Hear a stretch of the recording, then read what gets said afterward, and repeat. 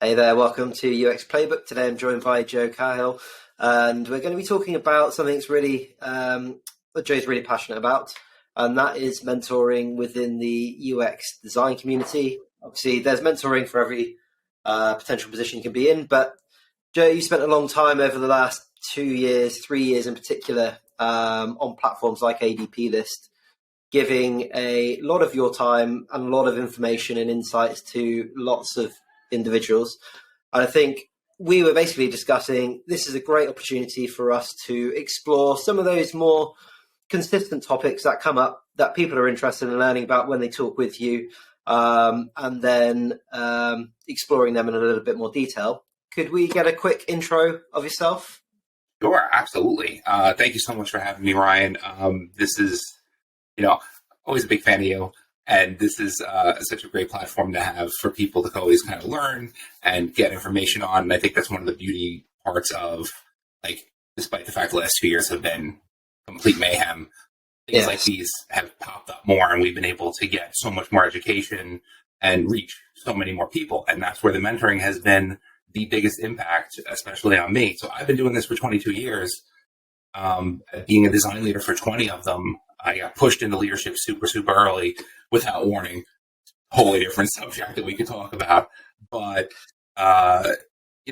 being able to share all the knowledge that I've accumulated over that time, all the things I did right, all the things I did wrong, what I learned from it, how to, take everything that's happened and just share it is just amazing. And I think that's everything that anybody should be doing when they're becoming a design leader or just moving into an industry. There's always information to share. And for me, the ADP list popped up, for anybody who's not familiar. During the beginning of the pandemic, we had big mass layoffs, very similar to what's going on now in the industry. And these two guys, Felix and James, decided to put together an Excel spreadsheet or a Google Sheet spreadsheet. And everybody would put their name, email, specialty, phone number if you want, portfolio link, and they filled it out. And it became the Amazing Design People's List. Now, that's a mouthful, so now it's just the ADP list. And very shortly after that list started to accumulate so many people from so many different industries and so many different walks of life and levels and everything else, they decided to pivot it into a mentoring platform to give more. So people who are out there looking for jobs and out there trying to better themselves in a career have a place to go where people like me are just sitting there being like, hey, talk to me. I'm trapped in my house for 24 hours straight on lockdown. I need to talk to somebody. So it was such a weird gift that was brought to us through, the sheer, shit show that was 2020. And it's grown so much. So right now we're at, I want to say it's 12,000 mentors worldwide. We have big groups of people concentrated in areas, India, the UK, Asia, all over the United States, Canada. Anybody decided that they're going to come in, and if you have the time, dedicated to helping other people, and then even more so, we could talk about growth of platform and all this stuff, but they saw what was doing right. And one of the other things that happened during 2020 was people shifted in. People shifted into UX, so it was people need somebody to talk to and be like, A, is this right for me? Yeah. Am I making the right decision? Is this boot camp the right move for me? Am I learning what I'm supposed to be learning correctly? We're going to touch on all the things that come up when I'm doing a mentoring session. But yeah, and since 2020, I've mentored, 15,000 minutes? It's amazing. It's 26 countries I met people from. It's absolutely amazing. And there's so many people out there. This year, they decided to do a little bit of voting and just integrating the data that we've been getting. Yeah. And humble brag, I'm one of the top 100 ADP list mentors, which is fantastic. Yeah. It is so cool because that shows, right? It shows the impact, right? Yeah. Yeah. Sometimes there's things that happen that you gotta brag about. But yeah, so I do, right now I run a UX department for a no-code startup called Unqork. We do a ton of stuff. We do basically one part UX digital agency work and then one part internal research and tool work. So it's just fascinating work in general. And yeah, I've just been doing pretty much everything in design. It's super annoying, and everybody's going to tell you just be a specialist and do what you want to do. But for me, it's been graphic design. That's how I started. Yeah. I was an illustrator when I was a kid leading into it. Started to do coding and web in the early 2000s to completely date how old I am. Dreamweaver? And Dreamweaver, absolutely. Flash. For anybody who doesn't know what Flash is, look it up. You're going to be like, oh my God, what is that? And then leading into what is modern UX, I started running design teams. And even though everybody needed a website, it was the thing. Now it's everybody needs a social account because you need to have reach. Back then it was you just needed a website. Yeah. And everybody right now is low-hanging fruit. Yeah, of course you have a website. But it was how did we design for those websites? And how do companies really own it? And a lot of companies didn't understand the need of it. So I was doing kind of double duty. But it was still the UX practices then that are now, understanding our users. What do they want to see? How we're going to engage with them. If it's e-com, easiest way to get them down the funnel. If it's a marketing site, how big, beautiful imagery can we use? How do we get them to get the information that they're looking for? And it's 22 years later, and I'm still doing it, and I'm still this annoyingly excited every day about why. I think that's the cool thing, though, because I think actually trying lots of different things. UX is huge. There's so many different facets you could be involved with. Trying all these different things in different areas, learning about business, learning about design, learning about research, information architecture. Actually, then you can find your passion. And I think that's cool, working where you can find the passion and where you get excited, because then every day is going to be one where you're finding those new challenges and you're excited to be in work. UX is not just digital. No. If you work for a company that builds something, if you work for Nike, if you work for, I work for sporting goods companies. I own a bicycle company with a very good friend of mine. We go through UX style research. When every year we put out a new line, what kind of grips are we going to use? Maybe we'll change the handlebar. Will that be comfortable? Will there, they can only get a certain seat. Let's get it and test it out and see how it compares to the one that people love. Yeah. We're always doing this UX stuff. And, if you're out there looking at it, look at everything with a UX lens. Yeah.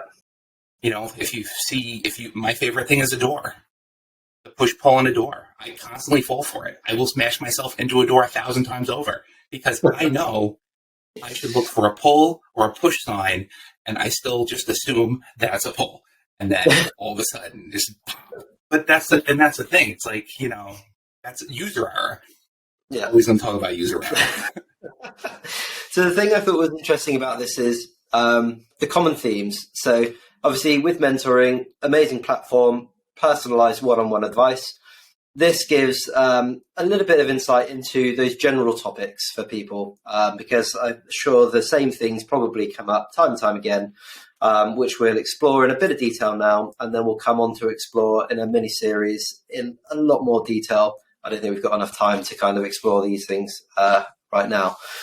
Just to kick us off then, who do you think mentoring is right for? Everyone.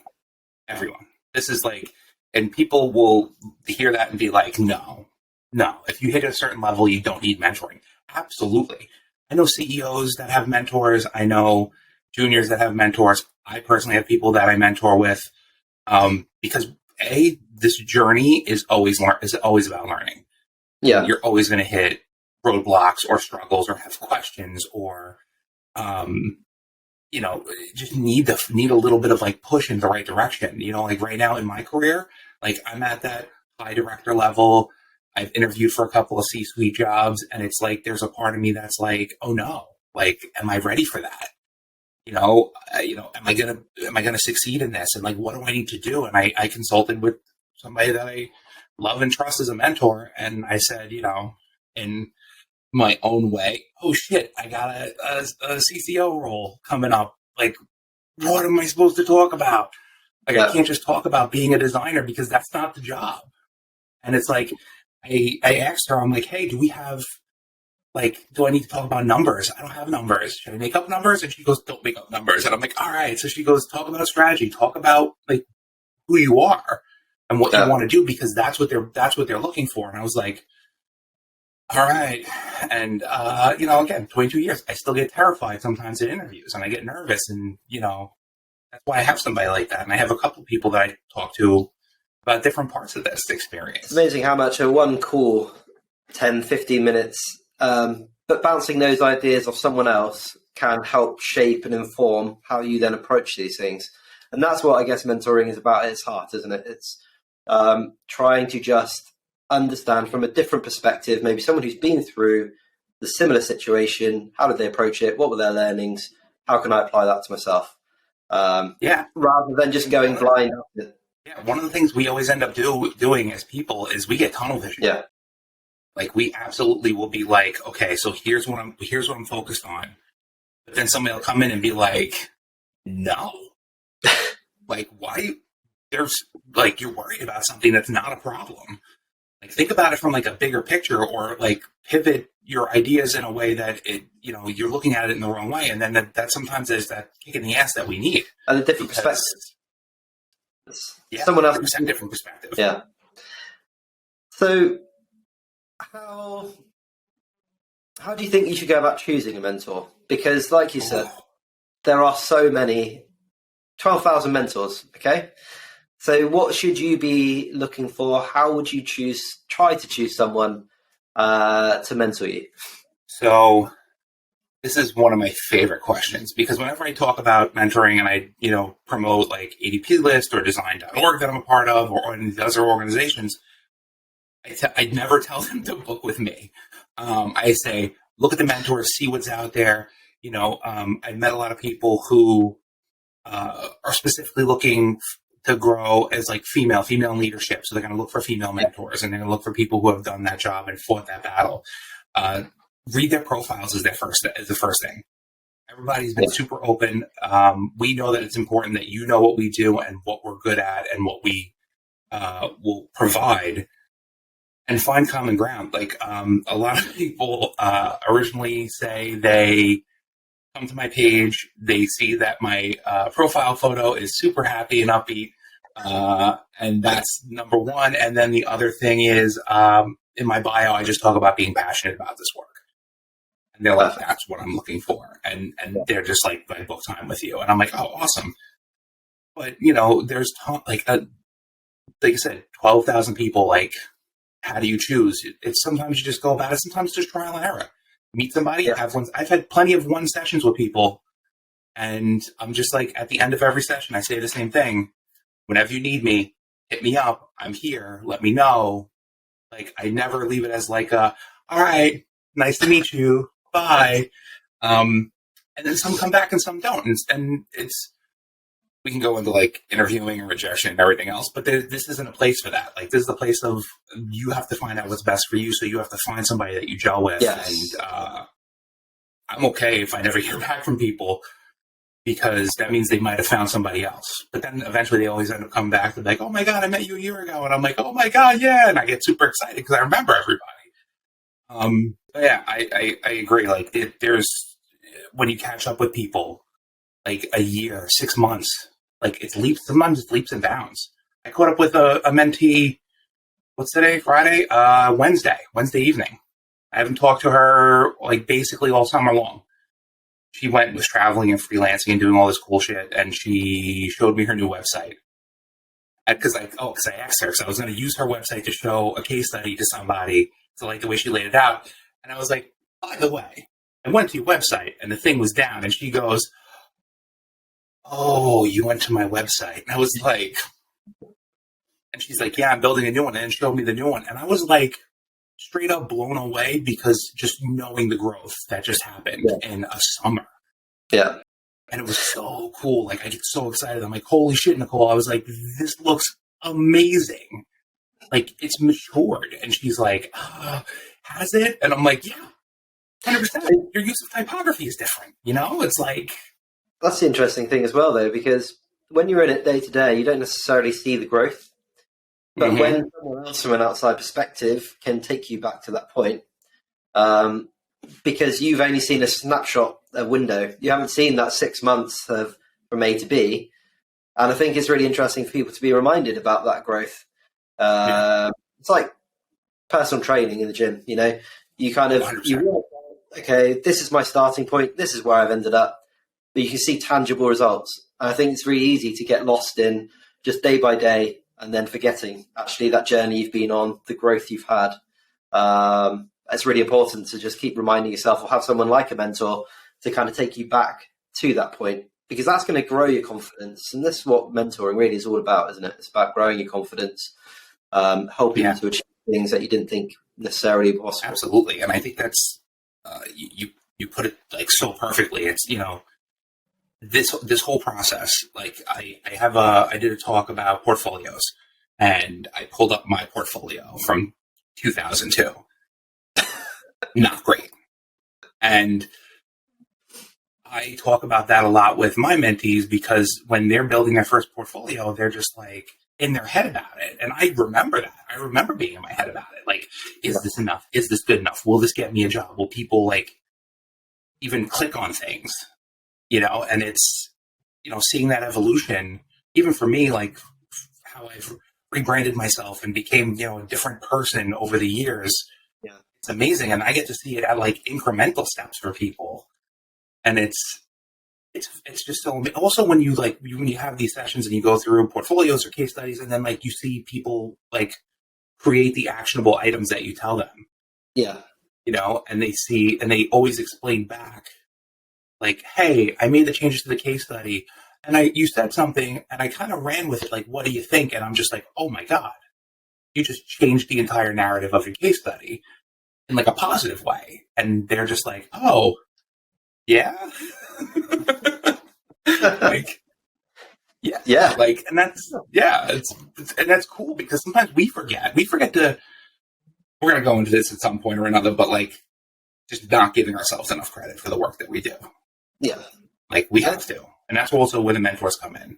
I think this is probably comes down to imposter syndrome, which we'll come on to. But I think it's where having the external person almost confirm to you, especially if they don't work in the same company, they're not a friend, you know, someone from outside of that kind of group, almost confirming what you're doing is the right thing to be doing.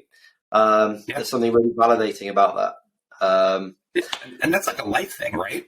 Like if you, lose weight or change your style or change your hair and somebody notices it, you feel good. It's feedback.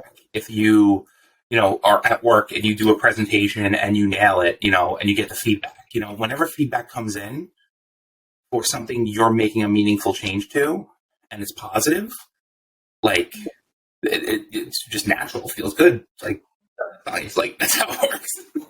So then, so you've gone through, chosen your mentor. Mm-hmm. What can someone do to prepare themselves for that kind of first session that they have with you to make the most out of it, rather than just sitting there and being, just thinking, well, we've got an hour. What do we talk about? Yeah. Is there any kind of prep work that someone can do to really maximize that time with a mentor? Oh, absolutely. And this is something that a good mentor will also set that conversation up beforehand. Like, a lot of the platforms do it. Calendly does it. ADP List started doing it, where we could add questions to each session to kind of to lead you up. Like, mine are super easy. It's just tell me a story. I just want to know who you are and what you did and what you want to get out of it. And I think that's a big thing for anybody. And we're going to talk about this, and this is going to be like common themes throughout everything. Whenever you do anything, you have to come prepared. If you need me to review a case study, tell me you want to review the case study. Put the link in the description so I know I can get ahead of it and I can look at it beforehand and, be ready. If it's, you just want to talk, I have tons of people that we just turn on. I say hi, we introduce ourselves, and then the hour's gone. Yeah. Like, we're just talking about our lives and talking about what we're doing. Do you want to do interview skills? Like, be very direct with the intention of what you want to do. And I think that's anything, like if you're going to meet with somebody, even when, I always attribute everything back to dating. I think it's just a natural thing because it's one-on-one, right? you're going on to meet somebody for a date, you're going to go in with some kind of agenda of topics to talk about. Sometimes it's always the bullshit that, where'd you grow up? What you do? How's your job?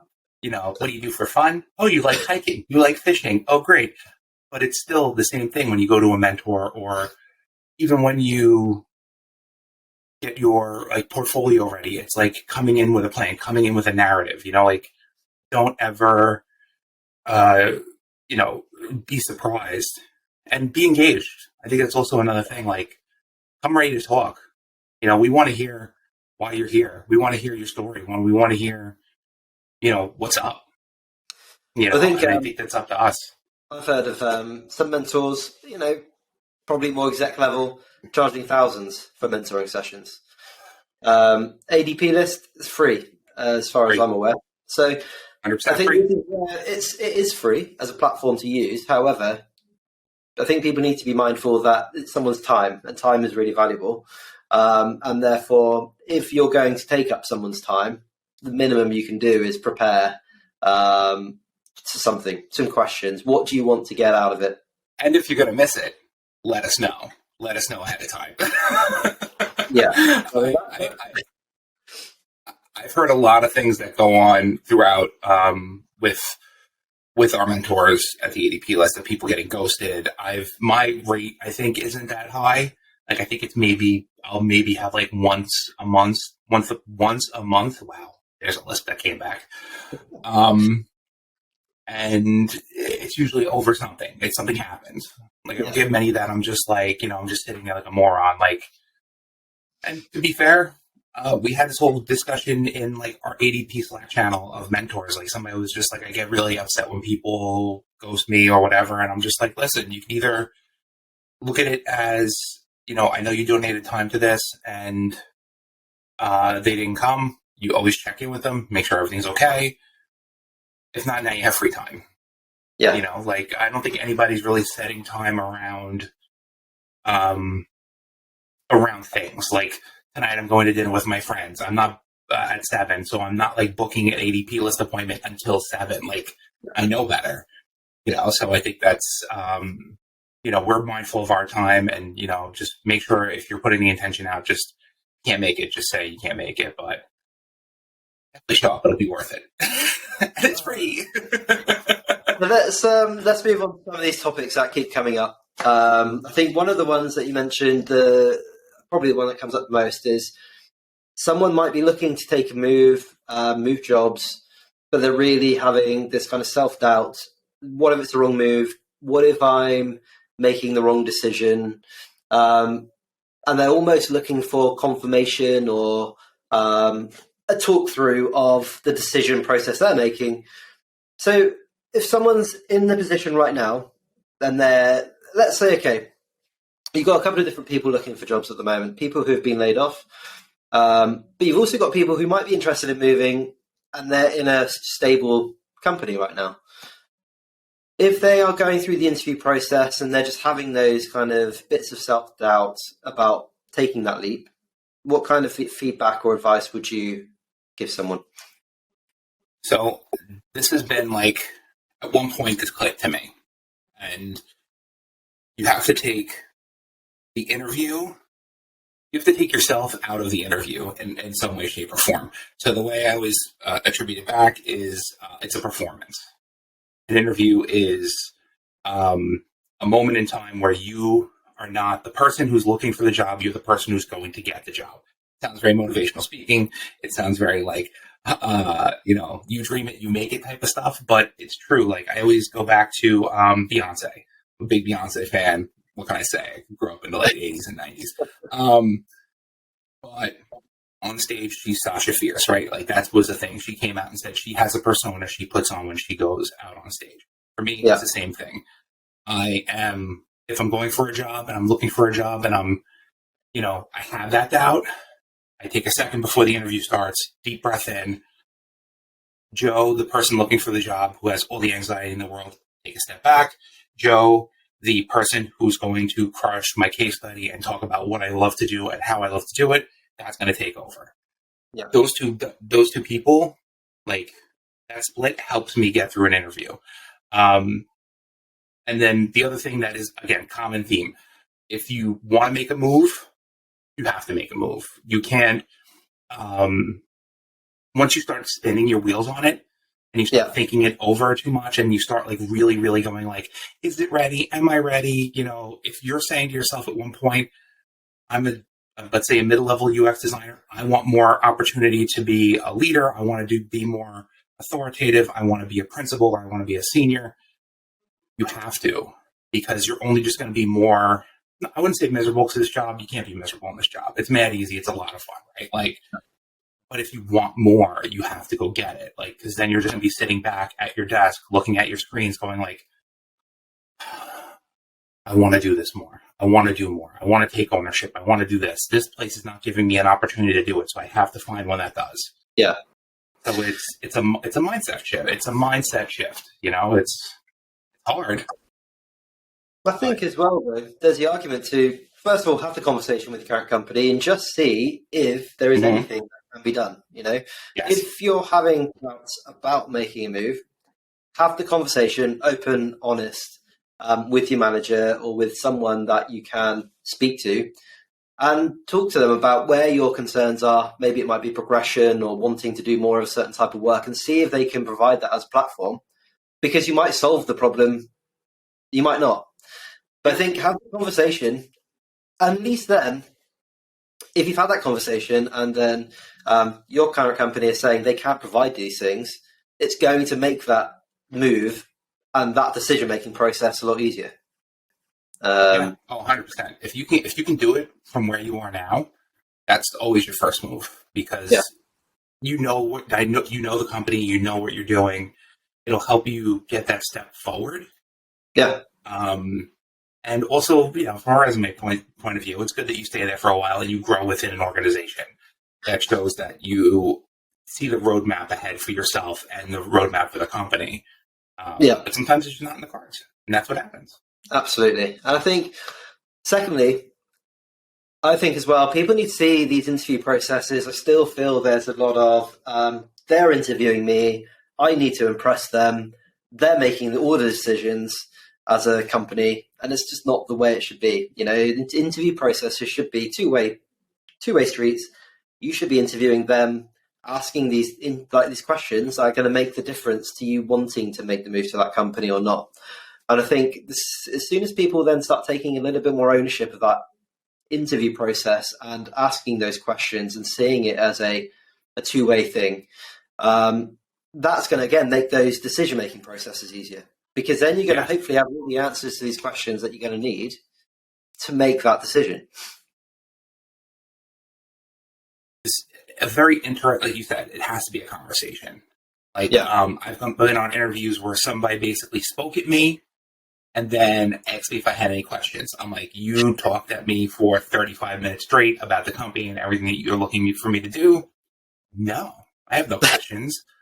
But like going into an interview, you do your research, right? You understand what you're going for, have your questions. Like, one of my favorite things whenever I'm hiring somebody is somebody who I go, do you have any questions? Did you have any questions leading in? And they pull out like a straight up notebook or their sketchbook filled with questions. There was one young lady I interviewed, like she had 3 pages like ready to go. And I was like, oh no. I'm like, yeah. But the thing was, she was like going through it and she goes, oh, well, you answered these, then she asked this question, then you answered these, you answered this question. So it's like, you know, you have to know. Like, I know there's times, again, everybody's laid off, stuff's going on, and people feel like there's that level of like desperation to get a job. So you have to kind of be like, no, whatever you want. No, I'm ready to work. Like, but you also have to make sure you're working for a company that you believe in. You know, like if you are somebody who does a lot of really vivid UI work and you love to do motion and you love to do, big, bold photos and you want to do this and you go for a company like a dashboard or internal tools. Yeah. Like, just because you need a job, like, you're not going to be happy because you're going to be building a dashboard or internal tools. And if you want to be bold and you want to use like crazy typography, that's not the place for it. Yeah. So it's like, make sure, like you said, you're going to be interviewing them as much as they're interviewing you. And just as work. Just as a side note as well, I know so many people, their biggest frustration is when someone sits there and says, I don't have any questions. So I think actually two sides of the coin. Someone who doesn't do the preparation, and there's always something you can ask. And there's always something that won't be covered in an interview process. So I would say, make sure you've got at least 3 things. Maybe not 3 pages, but hey, that just shows good prep. But just make sure you've got some questions. Even if I have no questions about the job or my responsibilities, then I want to know about you. Like, I've asked hiring managers all the time, like, why do you like working there? Yeah. Like, what do you like? Once you hear that somebody's been at a company for like 10 years, like, you clearly like it. Like, tell me what you like about it. What's kept you there for that long? Like, I love asking about the staff that I'd be working with, because those are the people I'm going to spend all day with. If I interview somebody and they start being super jaded and they don't like it, that's red flag city. 100%. It's like, no, I don't want to. You're already bitter, and I'm not even working here, and I'm feeling that energy. I don't want to deal with that. So we're going to come on to these and cover these in more detail in another couple of episodes. But before we wrap up, if you can give us because everyone must ask about portfolios, resumes. How should they be designed? Should they be online? Should they be PDF? Should they be password protected? I can't show my work. How should my resume be presented? Can you give us just a couple of tips that you're normally giving out to people about their portfolios and resumes, that if they're looking at it right now, they can do some practical things to... So this is great, because both are exactly the same. So when it comes to basically all of the 3 main parts of finding a job, interview, portfolio, resume, they all involve the same key features, right? It's being able to be yourself, being able to tell a story, and being able to present your work in a way that is easy to understand. So when you're doing your portfolios, you're building your case studies for your interviews, it has to be a certain way. It has to have a cadence. It has to have a look and feel to it that's going to get you in the door, but then also like lock it in. For me, a portfolio and a portfolio and a case study, when I first look at it, is like 10-15% of the grade. Yeah. You win me over when you present, because that's what I need in my staff. With a resume, it's the same thing. Like, we're in this weird world where every designer has a designed resume and has a text version of their resume because of these stupid systems that we have to put our portfolios and resumes into. Yeah. And for me, I'm an old school designer. I love seeing a brand. I love knowing who you are and what you do, your creativity. Absolutely. Like, bring who you are to it. And, that branding should be consistent. I rebranded over the pandemic. And one of the big key points that everybody told me is that I'm super loud and I curse a lot. No surprise. I'm from New York.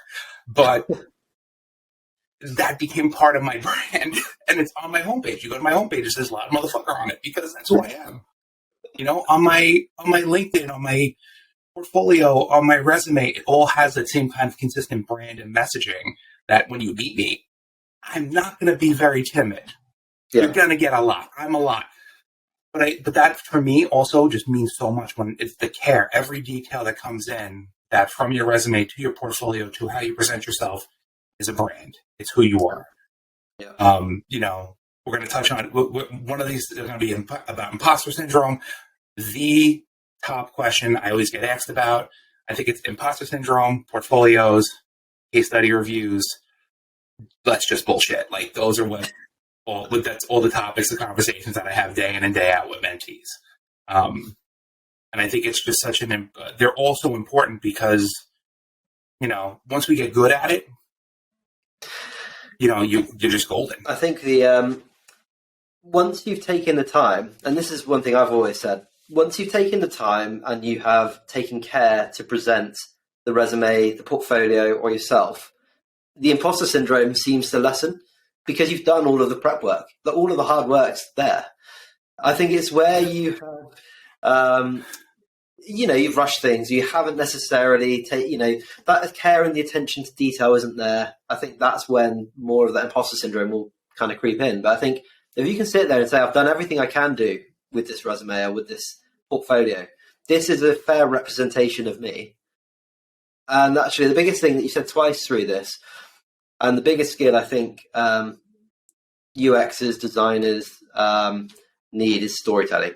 But that, if you can tell a story, if you can hold an audience and navigate through an interview process and be engaging and talk passionately about what you do, that is one of the biggest skills I think a lot of designers, they might struggle with, but the whole thing of UX is telling a story and effectively communicating that story. So I think of everything that we've discussed, trying to master that as a skill is probably one of the most important. Yeah, and we're going to touch on this 1,000 times over through all the other parts of the series, but it's like, despite our best efforts of being a mainstay in companies, people still don't fully understand what we're doing. So being able to explain your work and being able to explain it in a way that is engaging and easy to understand and relatable, I think is such a great quality to have. And remember, if you're just starting out and you're a junior, we are not expecting the world out of you. You know, we have a scale of what we expect. And the goal for any person who's just coming into this industry is to learn and grow. Yeah. Like when I hire a junior, because I'm a big proponent of hiring juniors, I think it's great. You guys have the same level of energy that I have at this point, because I'm still fucking annoyingly excited. But it's the ability to want to keep learning. You know, like nobody's going to come in as a junior and be like, well, I know everything. We know you don't know everything. I don't know everything. Like every day, especially in UX, because our business is people. Yeah, it's always unexpected. So there's always going to be. That's why we have research. We can be wrong, and it's fine. You know, you can't be wrong. Yeah, like people are going to people, and we're going to end up. That's why we have to keep testing and iterating, and we touch on that shit 1,000 times over. Again, which is why I think it's so important that, like you were saying, if you can stick around in a company and show that test and iterative process. Yeah, I was looking at some stat. I think 1.5 years is the average for a product designer tenure. Yeah, something like that. You know, and you're thinking if you can just solve those problems internally and try to show that iteration on the product and the fact that you've really gone back through and solved some of those more complex problems, I think is a massive, massive bonus. For me, juniors, it was you start, or any designer really, you have the 30, 60, 90 plan, right? Like it's the same thing with like your growth within a company. Like at 6 months, you should just have a full understanding of how it works, what you're doing, design systems, how you're building files. And then the next 6 months is you implementing everything you learned from there. And then add a year, you time to like own stuff. Yeah. Take your own responsibility. And then it's like, that's only a year. That next year, like I'd say 2 years is a solid plan for a designer to kind of like really find their time. Because that next year you should just be churning in all cylinders and having fun and just pushing yourself. And then by the end of 2 years, if you want to move on, move on. If you want to stay, I'd say stay because again, the more you know. And it's better case studies because you get to work on so many different things. And, you know, we're going to touch on case studies and portfolios and what you're supposed to put in there. But like still, it's, you know, to get the most out of your experience. Yeah. Well, look, I think we'll leave it there for the time being. We're going to come back and explore these in a little bit more detail, a little bit more context. Really appreciate you joining. Really appreciate everyone watching. And look forward to welcoming you back, Joe, for exploring each of these topics in a little bit more detail over the coming weeks and months. Can't wait. This is going to be fun. Amazing. Look, have a great rest of your day. Thanks again. You too. Thank you so much.